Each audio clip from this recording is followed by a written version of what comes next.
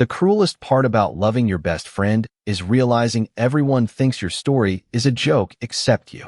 If I had earned $1 every time someone asked whether Cole Harrison and I were secretly dating, I probably could have afforded the downtown apartment I kept saving pictures of but never had the courage to tour. Cashiers asked. Coworkers asked. Even Mrs. Patterson, the 70-year-old woman who walked her golden retriever every morning outside our building, winked at us one Saturday and said, "You boys make a handsome couple." Cole laughed so hard he nearly spilled his coffee. "Sorry to disappoint you," he said with that effortless smile that seemed capable of brightening an entire block.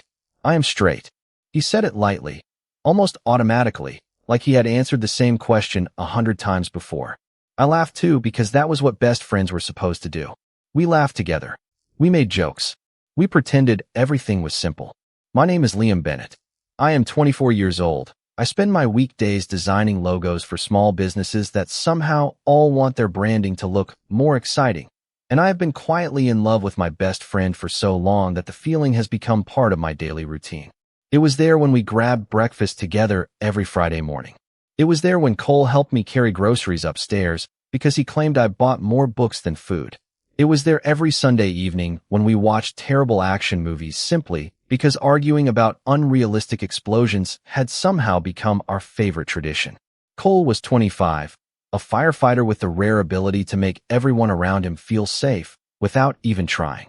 Children waved at him from passing cars. Elderly neighbors trusted him with spare apartment keys. Dogs that normally barked at strangers somehow decided Cole deserved immediate friendship. I used to think the universe had accidentally given every kind quality to one person and forgotten to leave any for the rest of us. Loving someone like Cole was dangerously easy. Pretending not to love him required considerably more talent. Over the years, I became an expert at translating disappointment into humor. Whenever people teased us about dating, I always rolled my eyes dramatically and answered before Cole could. Trust me, if we were dating, he would finally learn how to load a dishwasher correctly. Everyone laughed. Cole protested that his dishwasher technique was perfectly reasonable. The conversation always moved on. Mine never did. Somewhere inside me, a tiny hopeful voice kept whispering impossible questions I had trained myself not to answer. What if one day he looked at me differently? What if every accidental touch meant more than friendship? What if I was the only person who had imagined all of it? Those thoughts always ended the same way. Straight guys did not suddenly wake up in love with their male best friend. Real life was not one of those romance novels stacked beside my bed. Real life was ordinary, predictable, safe. Looking back now, I realize I believed that routine would last forever. I thought Cole and I would keep sharing coffee, inside jokes, grocery trips, and movie nights until we were old enough to become the neighborhood oddballs everyone secretly adored. I never imagined a single ordinary afternoon could quietly rearrange everything I thought I understood about friendship. It happened on the first warm Thursday after Labor Day. The city still carried traces of summer, but the trees had already begun exchanging bright green leaves for soft shades of gold. I left work early and stopped at my favorite neighborhood coffee shop, mostly because my apartment had become unbearably quiet, and the smell of fresh espresso somehow made unfinished design projects feel less intimidating. The cafe buzzed with conversations. The milk steamer hissed behind the counter, and sunlight poured through the front windows in long golden ribbons across the wooden floor. I collected my iced latte, turned toward an empty table by the window, and almost collided with someone stepping into my path. He smiled with the kind of calm confidence that immediately made strangers feel comfortable. "Excuse me," he said. "I know this is going to sound completely random, but I was hoping I could ask you something before I lose my nerve." For a second, I honestly wondered whether he was talking to someone standing behind me. I even glanced over my shoulder before realizing there was nobody else close enough to mistake for the target of his attention. When I looked back, he smiled, amused rather than embarrassed. "That reaction probably answers my question," he said with a quiet laugh. "Sorry, I should introduce myself first. I am Ryan Mitchell." He extended his hand, and I shook it before my brain fully caught up with the situation. "Liam. Nice to meet you, Liam." His handshake was firm but relaxed, the kind that immediately put people at ease. "Now that we are technically no longer strangers, may I ask what I was originally going to ask?"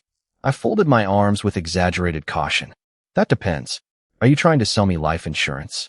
Ryan laughed. No good, because I barely understand the insurance I already have. His smile widened. Actually, I was wondering if you would let me buy you coffee sometime. Preferably when neither of us is balancing an awkward amount of social anxiety. I could not help smiling back. There was something refreshingly honest about him. No rehearsed pickup lines. No dramatic confidence. Just a man willing to risk hearing the word no. Before I could answer, the familiar chime above the cafe door rang again. I knew that sound almost as well as I knew Cole's footsteps. Sure enough, I looked toward the entrance and saw him walking inside, still wearing the dark station shirt from work beneath a lightweight navy jacket. His hair was slightly messy from the wind, and he scanned the cafe until his eyes landed on me.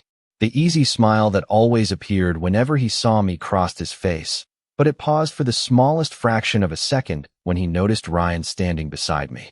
Most people never would have caught it. I did. Cole walked over carrying the relaxed confidence that somehow made every room feel smaller. There you are, he said. I was beginning to think your coffee had entered witness protection. I laughed. Traffic at the espresso machine. Dangerous place. His attention shifted politely toward Ryan. Hi, Cole Harrison. Ryan Mitchell. They shook hands. Everything looked perfectly friendly. Everything sounded perfectly normal. Yet something invisible seemed to settle into the space between them. Ryan turned back toward me. I was just asking Liam if he would be interested in dinner sometime. Cole nodded almost immediately. That sounds like a great idea. His answer arrived so quickly that it almost felt rehearsed. I looked at him. Really? Of course. He shrugged casually. You are always telling me you should meet new people. He smiled exactly the way he always smiled, but somehow it no longer reached his eyes. Ryan glanced between us before pulling a business card from his wallet. He wrote his personal number on the back with a black pen and handed it to me. No pressure, he said. If you decide I seem slightly less awkward after thinking about it, send me a message. I slipped the card into my wallet. I will. Ryan gave us one final wave before heading toward the door, disappearing into the warm September sunlight. Cole watched him leave for another second before finally looking back at me. So, he said lightly, picking up his coffee from the counter, he seemed pretty interested in you. I shrugged, trying to sound far more relaxed than I actually felt. Maybe. Cole nodded once. Good. It was only one word. Calm. Simple. Ordinary. But as we walked out of the cafe together, I noticed he had fallen strangely quiet. Normally, he filled every sidewalk with pointless conversations about sports scores he barely followed or ridiculous questions like whether penguins secretly judged humans. This time, the silence stretched between us while golden leaves drifted across the pavement, and for reasons I could not explain, I found myself wondering whether something had quietly changed the moment Ryan smiled at me. The conversation should have ended the moment we left the coffee shop, but Ryan stayed in my thoughts far longer than I expected. Not because I had instantly fallen for him. Real life did not work that way. It was simply unusual to have someone notice me first. Usually, I was the quiet guy standing beside Cole, while strangers remembered his name before mine. Ryan had looked directly at me, smiled at me, and somehow made me feel interesting without trying too hard. That evening, after staring at the business card on my kitchen counter for nearly 15 minutes, I finally picked up my phone. Hi, this is Liam from the coffee shop. I hope your day survived. His reply arrived less than a minute later. Barely. I am rewarding myself with takeout and pretending tomorrow does not exist. I laughed quietly to myself before realizing I had been smiling at my screen like an idiot. We exchanged a few more messages about work, favorite restaurants, and our mutual inability to keep houseplants alive. The conversation felt easy, comfortable. Before going to bed, Ryan asked if I would like to have dinner on Friday evening. I hesitated for only a second before answering yes. It was just dinner. Getting to know someone. Nothing more complicated than that. The next morning, someone knocked on my apartment door before 8 o'clock. I opened it to find Cole balancing a paper bag in one hand and 2 large coffees in the other. Emergency breakfast delivery, he announced. The bagel place accidentally made an extra order. I looked into the bag. 2 everything bagels, exactly the way I always ordered them. That is a remarkable coincidence. Cole grinned. The universe works in mysterious ways. We sat at my small kitchen table while sunlight spilled across the hardwood floor. Cole talked about an elderly golden retriever that had wandered into the fire station the day before and refused to leave until every firefighter had petted him at least once. I laughed so hard coffee nearly came out of my nose. Everything felt normal again. Familiar. Safe. Then my phone vibrated against the table. Ryan had sent a picture of an impossibly elaborate latte covered in foam art shaped like a bear. The caption read, "I found coffee that almost justifies the price." I smiled before I could stop myself. Cole noticed immediately. "Ryan?" he asked, sounding casual. "Yes." He texts early. Apparently he is serious about coffee. Cole nodded while taking another bite of his bagel. Interesting. It was such an ordinary word, yet something about the way he said it lingered in the room. The conversation drifted elsewhere, but over the following week I began noticing small things that had never happened before. Cole texted more often than usual. He asked if I wanted lunch on Tuesday, even though Tuesdays were normally the one day we both stayed busy. On Wednesday, he offered to help me reorganize my apartment after I casually mentioned buying a new bookshelf. Thursday afternoon, he somehow appeared outside my office carrying my favorite iced tea because, according to him, he happened to be driving past. The strange part was that my office sat nearly 20 minutes away from the fire station. What are the odds? I joked as we walked toward my car. Cole shrugged with an easy smile. I guess I got lucky. Maybe he had. Maybe I was imagining patterns where none existed. Or maybe something had quietly begun changing long before either of us realized it. By Friday evening, as I adjusted the collar of my shirt outside the little Italian restaurant where Ryan and I planned to meet, I had no idea that someone sitting behind the wheel of a familiar red pickup truck was about to notice far more than I ever expected. Ryan turned out to be exactly the kind of person who made conversations feel effortless. He listened without interrupting, remembered tiny details I had already forgotten mentioning, and somehow managed to make me laugh over something as ordinary as choosing pasta. The little Italian restaurant glowed beneath warm hanging lights while soft jazz drifted through the room, and for the first time in a long while, I found myself relaxing instead of constantly wondering whether I was saying the right thing. "Can I admit something slightly embarrassing?" Ryan asked as our dinners arrived. "That depends on how embarrassing." He smiled. "When I walked into the coffee shop last week, I spent almost 5 minutes trying to convince myself not to bother you, because I was sure you were going to think I was completely ridiculous." I laughed. "Really? Absolutely. You looked very focused." I almost left. I was trying to decide whether answering one more work email was worth sacrificing my happiness. Ryan pointed his fork toward me. "See? That is exactly the kind of sentence that convinced me I wanted to know you." The evening passed faster than either of us expected. After dinner, we wandered through the quiet downtown streets, while early autumn air carried the scent of roasted coffee and fresh bread from nearby cafes. Decorative lights stretched above the sidewalks, turning the whole neighborhood into something that felt almost cinematic. Ryan told me stories about law school disasters. I confessed that I once spent 3 hours designing the wrong company logo because I had accidentally opened the wrong client folder. He laughed so hard that several people walking past smiled without knowing why. As we reached the corner where our cars were parked, Ryan slowed his steps. "I had a really great time tonight." "So did I. Would it be too optimistic if I hoped this was not our last dinner?" Before I could answer, he noticed a tiny maple leaf resting on the shoulder of my overshirt. "Hold still," he said gently. He reached up and brushed it away with 2 fingers before stepping back immediately, never invading my space longer than necessary. It was such a small gesture that most people would have forgotten it within seconds. Unfortunately, someone else happened to witness it. Across the street, a familiar red pickup waited at a traffic light. Cole sat behind the wheel on his way home from the fire station. Our eyes met through the windshield for the briefest moment. I lifted my hand instinctively, smiling the way I always did whenever I saw him unexpectedly. He smiled back, but something about it felt delayed, almost as though he had needed to remember how. The traffic light remained red for another few seconds, giving him an unobstructed view of Ryan standing beside me. Ryan was saying something about a bookstore he wanted to visit the following weekend, but my attention drifted toward Cole. His hands rested tightly on the steering wheel. His expression was calm. Too calm. Then the light changed. Cars behind him began moving, but Cole hesitated for the smallest heartbeat before driving away. Ryan followed my gaze until the pickup disappeared around the corner. Friend of yours? He asked. My best friend. Ryan nodded. Thoughtfully. He seems like someone who cares about you. I smiled without thinking. He always has. Ryan looked at me for a quiet moment before opening his car door. Then he is lucky to have you. I watched him drive away before climbing into my own car. My phone buzzed almost immediately.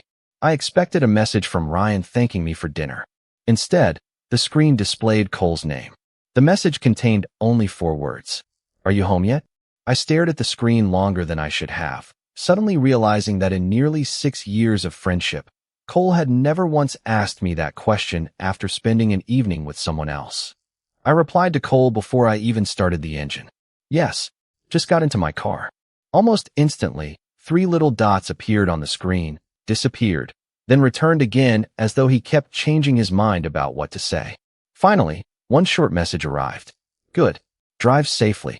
I smiled to myself, slipped the phone into the cup holder, and headed home, telling myself I was probably reading too much into a simple conversation.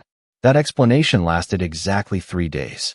Cole suddenly became impossible to avoid. On Monday morning, he appeared outside my apartment, holding 2 breakfast sandwiches because, according to him, he had accidentally ordered extras. Tuesday afternoon, he texted asking whether I wanted company while grocery shopping because he had somehow run out of everything at exactly the same time I did.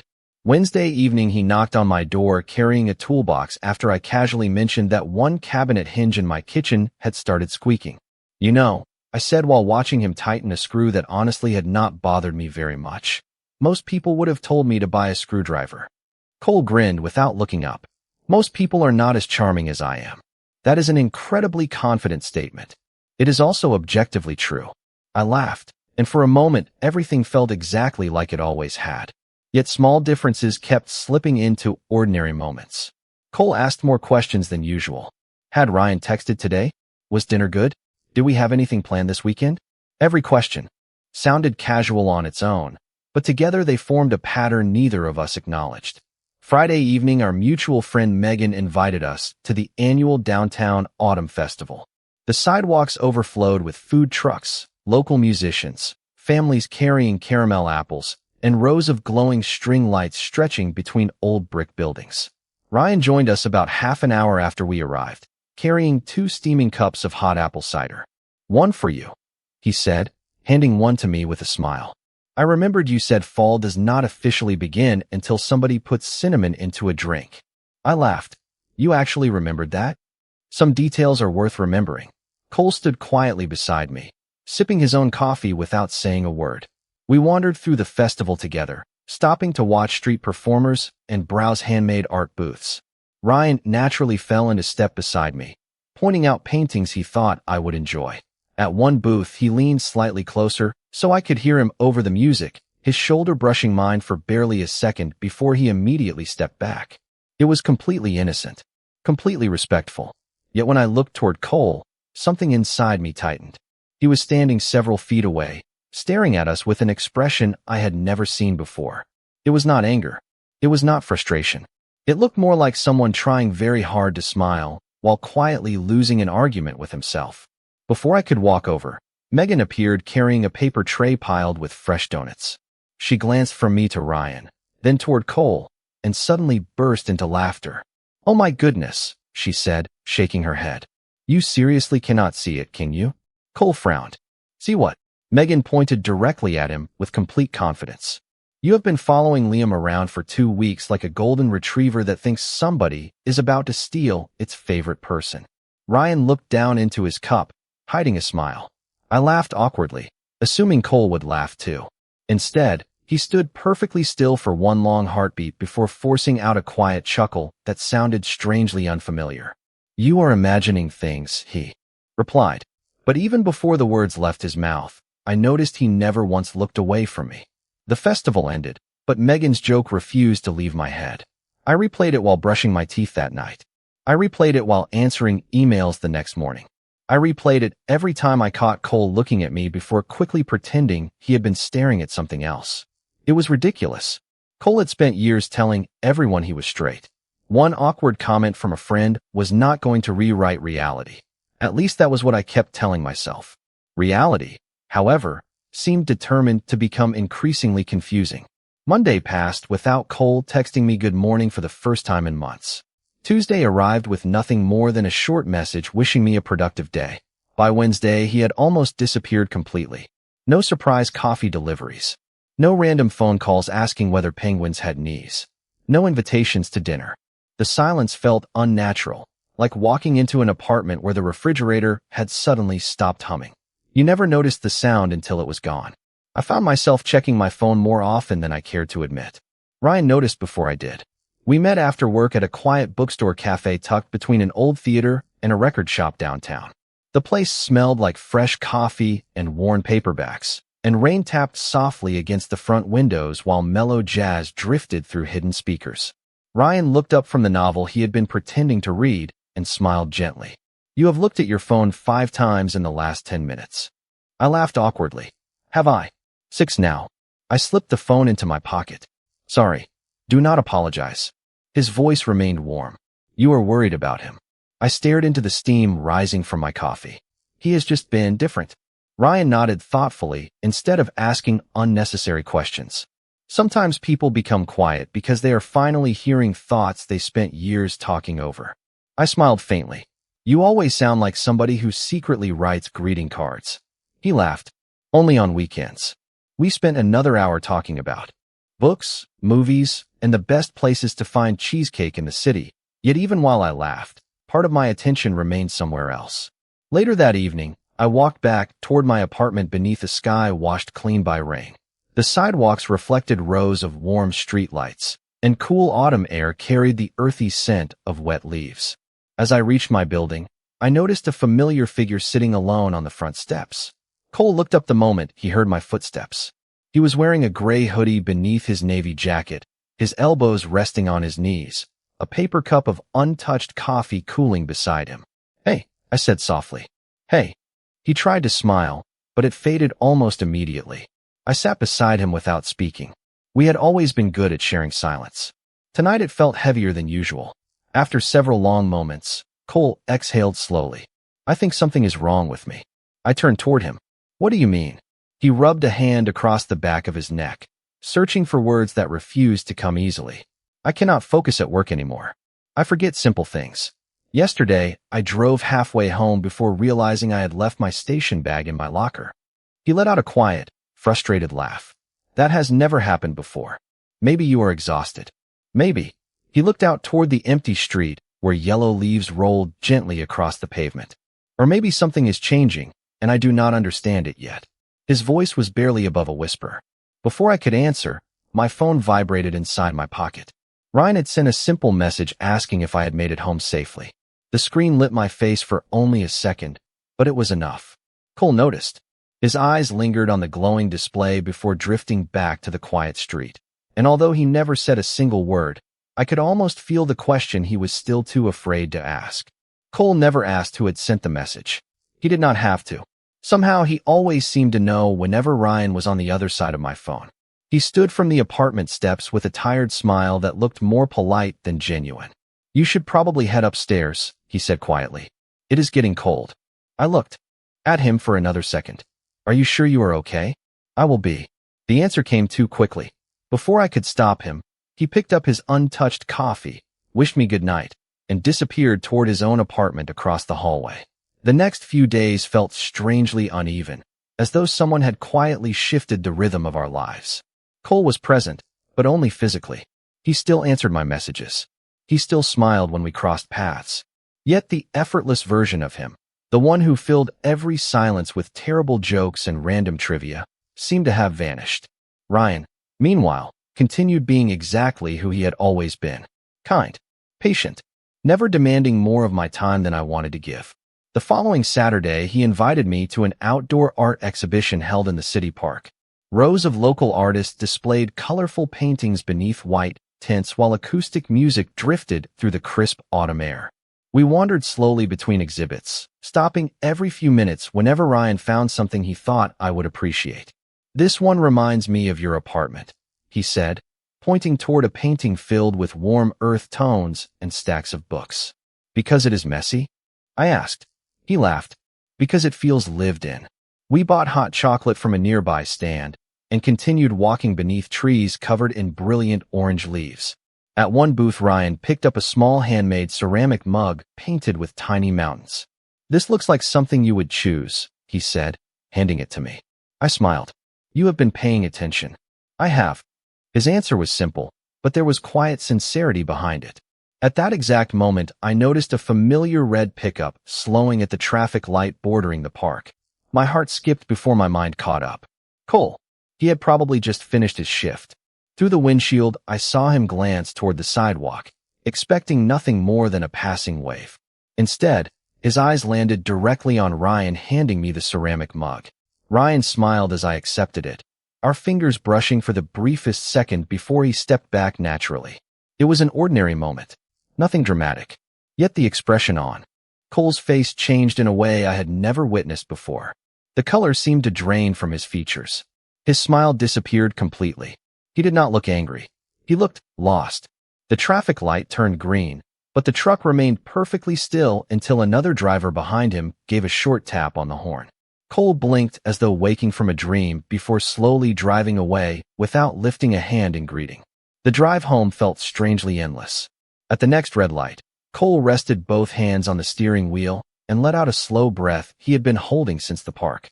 He replayed the tiny moment when Ryan handed Liam the ceramic mug. It had been an ordinary gesture, yet it hurt with unreasonable force. For the first time in his life, jealousy was not an abstract word. It had a face, a name, and it left him wondering whether he had realized the truth about his own heart far too late. I stood frozen on the sidewalk long after the truck disappeared. Ryan followed my gaze, then quietly exhaled. "I was hoping I was wrong," he said. I turned toward him. "Wrong about what?" He hesitated, carefully choosing each word. "Liam, I do not think your best friend is afraid of losing a friend." My heartbeat quickened. Ryan looked back toward the empty street where the pickup had vanished. "I think he is terrified of losing the person he loves." The words settled over me like the first cold wind before winter. I wanted to disagree. I wanted to remind Ryan that Cole had always called himself straight. I wanted to explain that friendships this close naturally looked different from the outside. Instead, I found myself remembering every delayed smile, every unnecessary visit, every unanswered silence, every question Cole had asked about Ryan, and every look he thought I had not noticed. For the first time since all of this began, I realized the person struggling the most might not have been me at all. Ryan did not say another word on the walk back to the parking lot. He did not need to. His quiet observation had already settled into every corner of my mind, refusing to leave. That night, I lay awake staring at the ceiling of my apartment while headlights drifted across the walls from passing cars outside. Every memory I had carefully labeled as ordinary suddenly demanded a second look. Cole insisting on carrying my groceries even when I only bought cereal. Cole showing up with breakfast because he had accidentally ordered too much.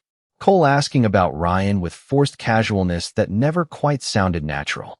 For years I had been convinced I was the only one hiding impossible feelings. Now I was no longer certain of anything. The following afternoon my phone buzzed with a message from Cole. "Can we talk?" My heartbeat answered before my fingers did. We agreed to meet at the botanical garden, where we had spent countless Sunday afternoons wandering quiet trails simply because neither of us had ever needed an expensive plan to enjoy each other's company. Autumn had transformed the gardens into a sea of gold and amber. Leaves drifted lazily across stone pathways while the small lake reflected a pale blue sky, broken only by slow-moving clouds. I spotted Cole standing alone on the wooden bridge overlooking the water, both hands resting on the railing as though he had been there for a long time. When he heard my footsteps, he turned around.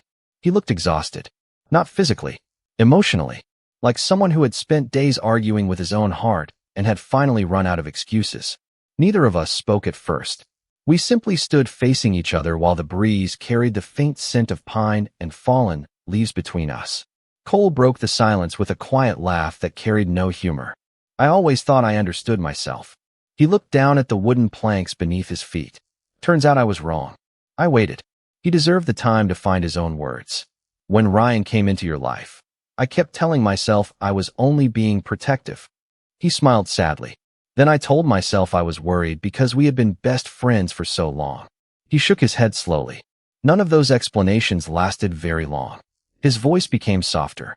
Every time I saw you smile because of him, something inside me hurt in a way I could not explain.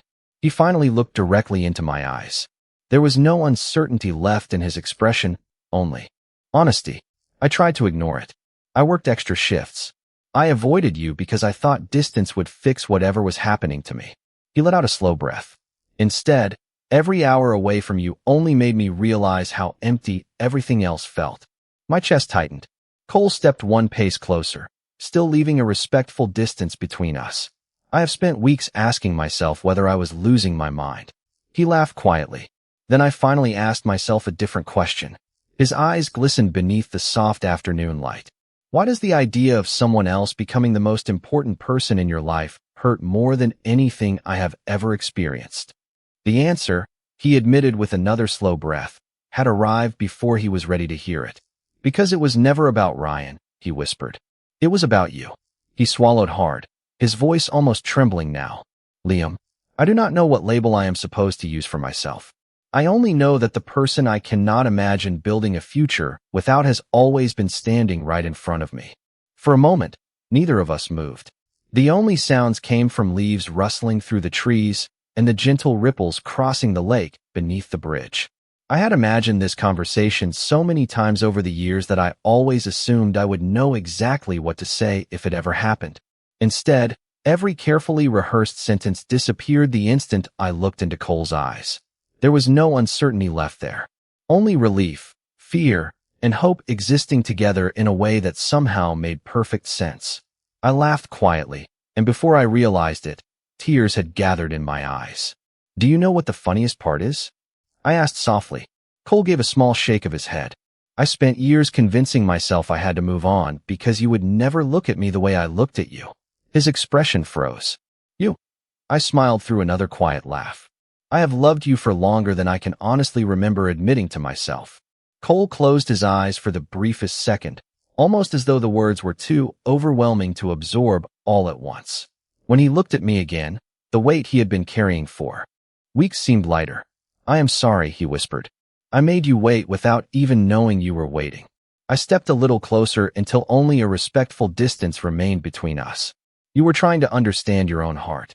I cannot be angry about that. He let out a slow breath that sounded almost like someone finally reaching home after being lost for a very long time. There is something else you should know, he said. I met Ryan yesterday. My eyes widened slightly. You did?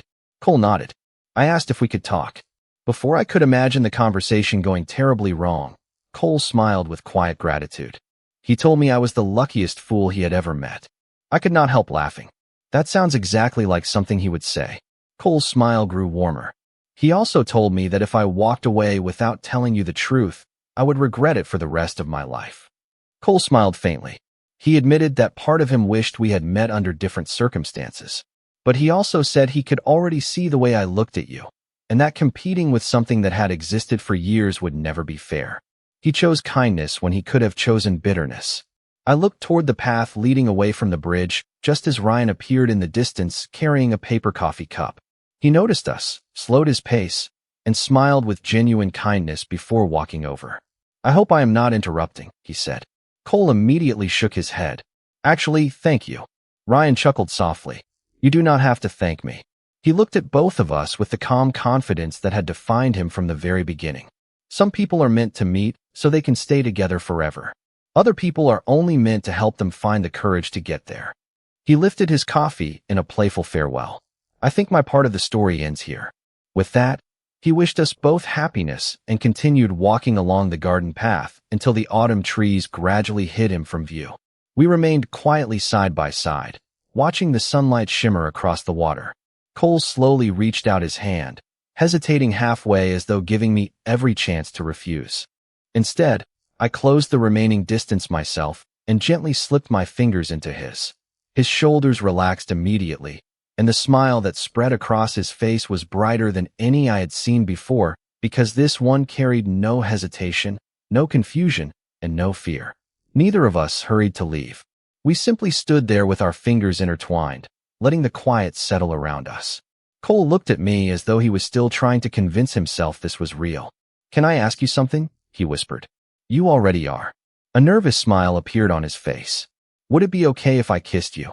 The question made my chest tighten in the gentlest way. After everything we had been through, after all the years we had hidden the truth from ourselves, he was still asking for permission. I smiled and gave a small nod. You can. He stepped closer, moving slowly enough that I could have changed my mind at any moment. I never wanted to. His free hand brushed lightly against my cheek before he leaned in slowly until our foreheads almost touched. For one quiet heartbeat, neither of us moved. Then his lips met mine in the gentlest kiss either of us had ever known. It was soft, careful, and wonderfully unhurried, carrying years of unspoken feelings in a single moment. There were no fireworks, no cheering crowds, only the quiet rustle of autumn leaves and the peaceful certainty that we had finally stopped pretending. When we pulled apart, Cole rested his forehead lightly against mine and laughed under his breath. I waited far too long for that. So did I answered, unable to stop smiling. Everything we had been too afraid to say had finally found its answer. We left the botanical garden together beneath a sky painted in warm shades of gold, following the familiar sidewalks that had connected our apartments, our routines, and our lives for years. Halfway home, Cole glanced at me and laughed. Can I finally take you on a real first date? I smiled, squeezing his hand a little tighter. You already have. We just needed 9 years to realize it. As we continued walking toward the place we had both called home for so long, I finally understood that home had never been the apartment across the hallway or the neighborhood we loved. Home had always been the person willing to walk beside me, and now, for the first time, neither of us had to pretend we were only friends. The future no longer felt like an impossible dream I had hidden behind jokes. It felt wonderfully ordinary. Shared breakfasts, movie nights, quiet mornings, difficult days, and every ordinary tomorrow we would finally face together.